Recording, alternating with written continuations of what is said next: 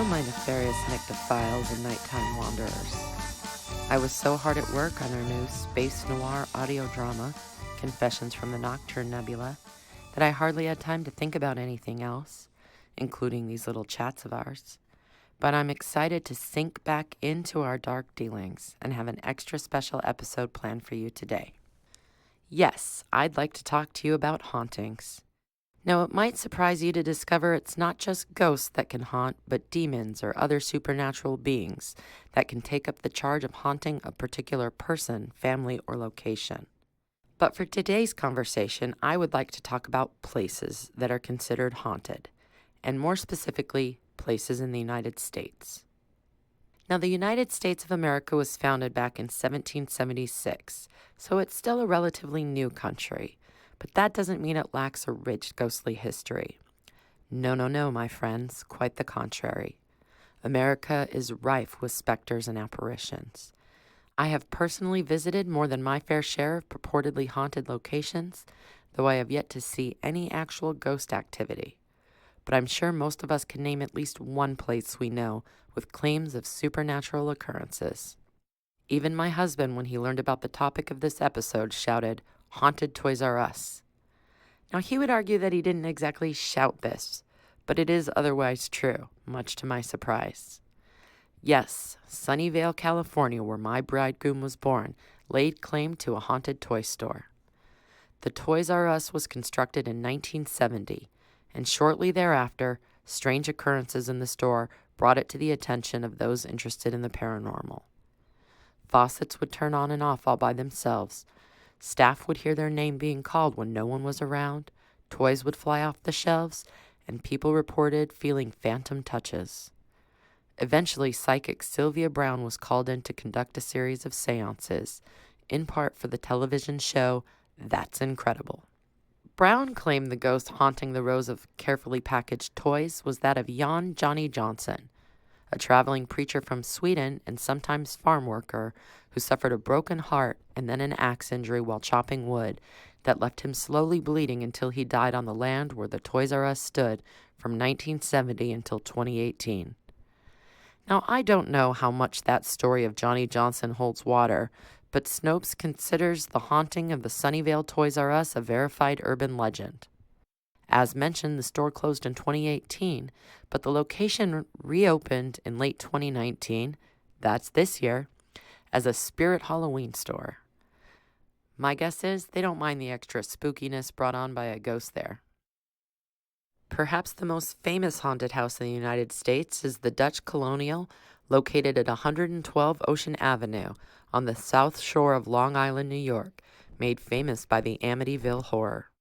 In this house, Ronald DeFeo Jr., also called Butch, murdered 6 members of his family with a shotgun on November 13, 1974.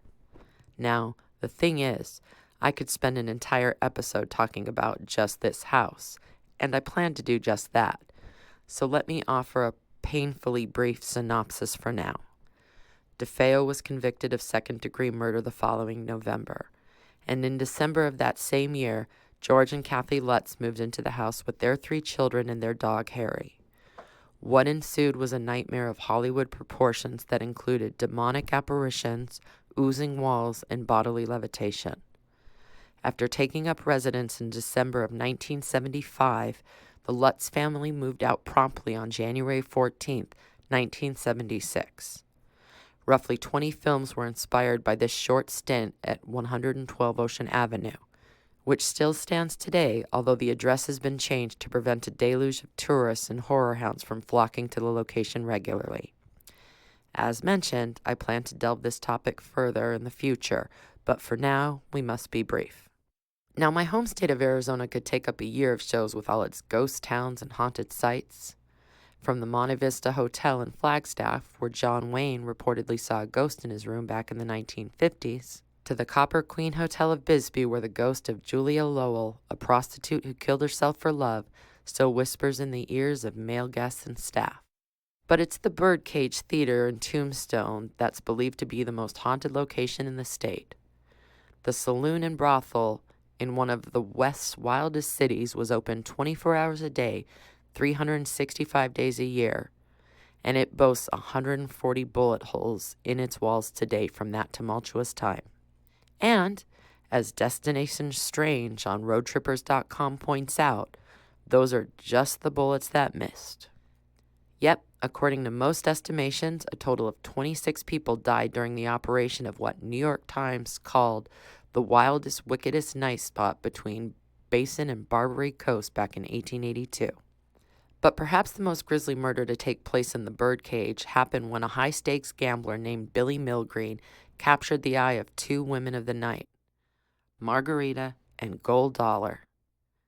Now, Gold Dollar was none too happy about the divided attentions, so she attacked Margarita with a double-edged stiletto, repeatedly stabbing her in the chest. Margarita died and Gold Dollar fled the scene. When she was apprehended, the murder weapon could not be found, so no charges were filed. 100 years after the fact, a stiletto was found tucked away behind the theater and now sits on proud display inside. Of course, more of our local listeners might find it more interesting that, according to Kristen Hunt of Thrillist, Casey Moore's in Tempe is home to not one but two ghosts. Sarah, who was strangled by her lover on the grounds, and an unnamed young boy whose photograph was found on site when the building was going through renovations some years back.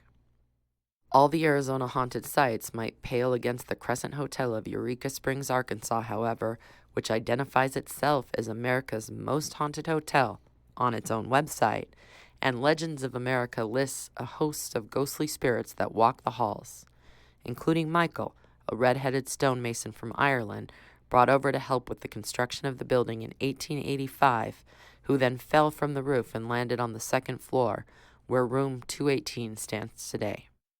There's also a nurse dressed in all white who remains from when the Crescent Hotel was known as Baker's Cancer Hospital, a medical institution that dealt more in patient fraud than actual healing.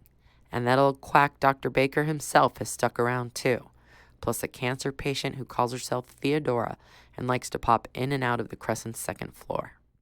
While the first floor is largely populated by spirits in Victorian garb, sitting at tables, standing by the stairs, appearing in mirrors. Really, it's almost too much to keep track of all the ghosts that creep around the Crescent. But when a building has gone through as many years and transformations as the Crescent Hotel, the ghosts start to gather.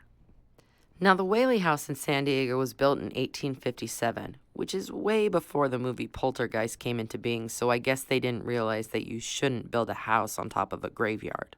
The Scots-Irish Thomas Whaley was born in 1823 in New York City and took over his father's successful business operations in 1849 before setting off for San Francisco during the California Gold Rush. He then moved to San Diego in 1851 and stayed there for 2 years before heading back to New York in search of a bride. Thomas Whaley met Anna Eloise Delaney, and once they were wed, they returned to San Diego together in 1853 and moved into their new home, the Whaley House, in 1857. Anna and Thomas had 6 children together, one of whom, Thomas Whaley Jr., died of scarlet fever at only 18 months. The death of their infant son was followed by the loss of the family store to a fire, and that store was part of the Whaley's actual home. At this point, the family decided they were dealing with some bad luck and packed up to move to San Francisco, leaving the house and local business affairs in the hands of another for the next 9 years, before returning to the San Diego home to see if they had shaken off their rotten luck. Sometime after returning to the Whaley house, 2 of the Whaley daughters, Violet Eloise and Anna Amelia, were both married on January 5, 1882. Anna married her first cousin, John T. Whaley, while Violet married one George Bertolacci. Now, I know what you're thinking. First cousins? Ew, gross. But Violet actually seems to be the one that really got the short end of the stick here. Bertolacci proved to be quite the disreputable fella and only married the Whaley daughter for her dowry. While the couple was heading back east for their honeymoon, poor Mrs. Bertolacci woke up to find her husband gone. Of course, this being the Victorian era, Violet was shunned by polite society after returning home. At 22 years of age, she shot herself in the chest with her father's .32 caliber gun. Once again, the family moved out of the Whaley house following tragedy, for 2 decades this time, and the house fell into disrepair. But Francis Whaley, Thomas's oldest son, took up renovation in 1909, and the remaining family resumed residence. All in all, 6 family members died inside the Whaley House. In the modern day, guests and staff have claimed to catch visions of these family members moving about the premises or making strange noises. Life magazine called the Whaley House the most haunted house in America in 2005. But the hauntings might have started even before the Whaleys took up their occupancy. The Whaley family told the San Diego Union that they heard heavy footsteps in the house, which they believed to be the ghost of James Yankee Jim Robinson, who had earlier been hanged on the property for stealing a boat. And I did mention that bit about the house being built on the site of an old graveyard, right? Way I see it, the Whaley House didn't have much of a chance of avoiding hauntings. Okay, this next haunted mansion stands as a testament that achieving the American dream does not always mean finding happiness in this world. The Winchester Mystery House, constructed under the direction of Sarah Winchester, is a 24,000 square foot mansion that contains 160 rooms, 10,000 windows, 2,000 doors, 27 stairways, 47 fireplaces, 17 chimneys, 13 bathrooms, and 6 kitchens. Yes, 6 kitchens. Sarah Lockwood Winchester was the widow of William Wirt Winchester of the Winchester Repeating Arms Company.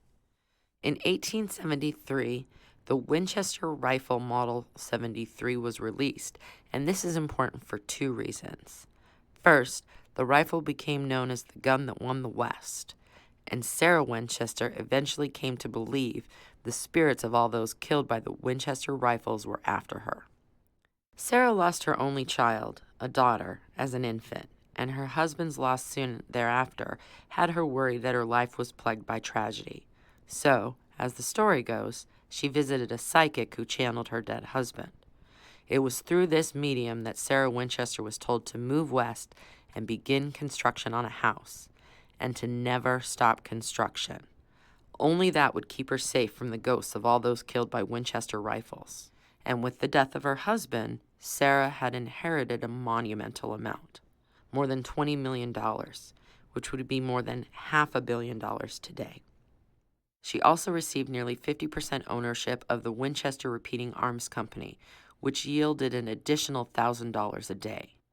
That would be about $26,000 in the present day. And, as anyone who watches HGTV can tell you, that's quite a home renovation budget. So Sarah bought an 8-room farmhouse in California and got to work in 1884. Some say men worked day and night until her death in 1922 on the construction of a 7-floor mansion. Other accounts say that Sarah took breaks on occasion so that she could rest from the ever-present workers and the noise they made. The 1906 earthquake did damage the mansion, and today it stands only 4 stories high. But what makes the Winchester Mystery House such a mystery? That has something to do with the way the house was constructed. See, Sarah didn't use an architect to oversee the operation. Instead, she simply kept adding on to the structure and adding design elements meant to confuse any potential ghosts sent to haunt her, like staircases that lead nowhere and decoy restrooms. Whether the garbled-together construction or the trickery in design concocted by Sarah, the Winchester Mystery House has an undeniably spooky feel, and visitors insist it's haunted. Sarah Winchester herself never claimed to see ghostly apparitions, but some people have said they see a worker in white overalls pushing a wheelbarrow on the property, and the house was featured on the show Ghost Adventures. Well, I would certainly love to keep chatting about the haunted locations around the country, but that's all the time we have for today. So come back for part 2 next month, and I'll share a bit more about my favorite purportedly haunted site in the United States. Maybe you could guess what it is. Until then, I hope you have magic dreams and moonlit nights. Thank you for listening to this episode of The Mortician's Daughter, and thank you to Tempe Organics for supporting this episode. Haunting was written and performed by Carly Schorman and produced by Mark Anderson and the team at Yab Yum Music and Arts.